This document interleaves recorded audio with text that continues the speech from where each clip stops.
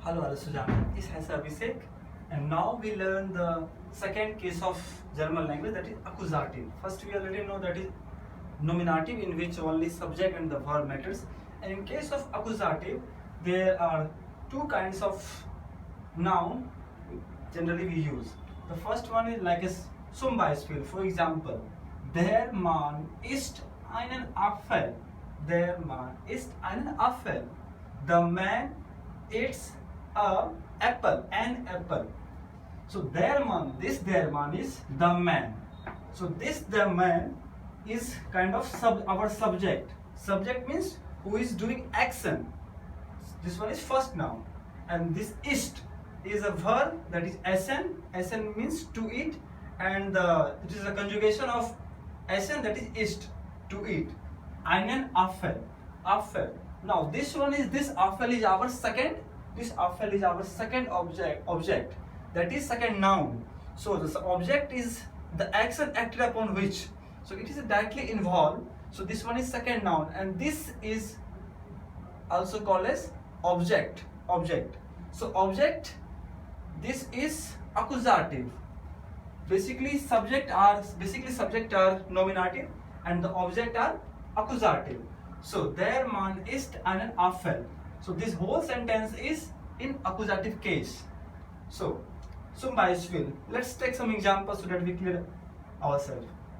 Let's take a verb lieben. Lieben is to love. Der Mann liebt den Mann. Der Mann liebt den Mann. The man loves the man. So this der Mann, this man is our subject who is doing action, and this the man is our object.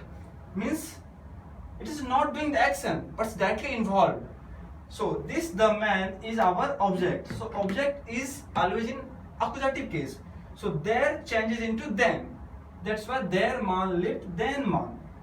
Here, der, die, das.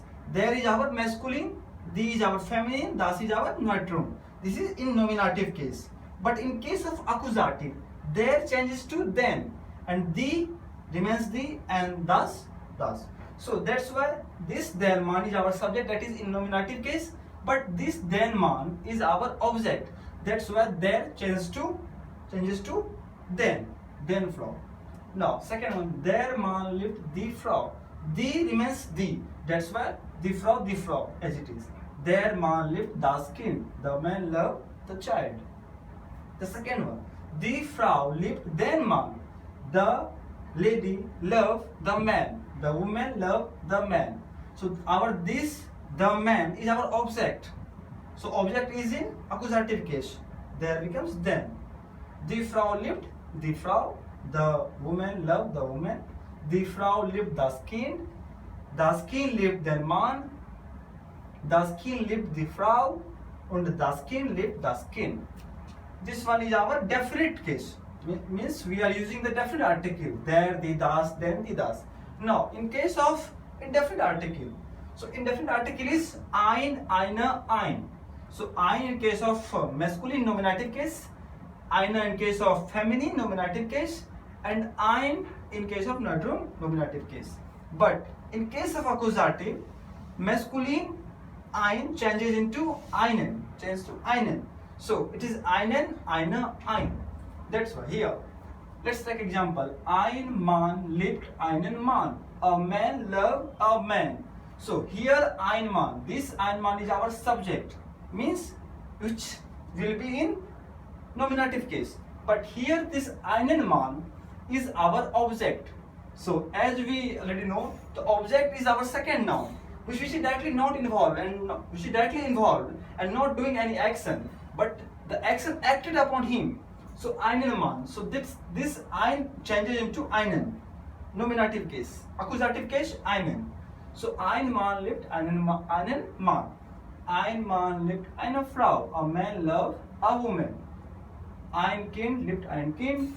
Same here. Eine Frau liebt einen Mann. So this einen is our object. That's why ein changes to einen. Eine Frau liebt einen Mann. Eine Frau liebt eine Frau. Eine Frau liebt ein Kind liebt einen Mann, ein Kind liebt eine Frau, ein Kind liebt ein Kind. So these are the two definite and indefinite articles. The first one is der, the das, that is definite nominative case, masculine, feminine, neutral. And the second one is accusative case, then, the, das. This one is our indefinite article. In nominative case, ein, eine, ein. In accusative case, einen, eine, ein. Fill and